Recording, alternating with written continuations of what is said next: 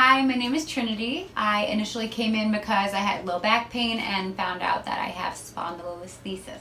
I couldn't really do much of anything actually. I went a couple months with a lot of pain and found out from an orthopedic surgeon I would probably need surgery, and I had pain radiating down my leg and also just kind of all through my low back. I saw Dr. Schneider and he actually suggested me doing decompression, and after the very first visit I had completely no leg pain, like all the radiating pain was gone. I see Dr. Bennett currently and he has been so amazing, testimony to everyone for him, and he suggested me doing laser just because my neck muscles get really tight and really sore, and that also has been helping tremendously, and again they've just been such a godsend, so yay. I'm super thankful. I would absolutely recommend this place to anyone, and I do recommend it to everyone all the time.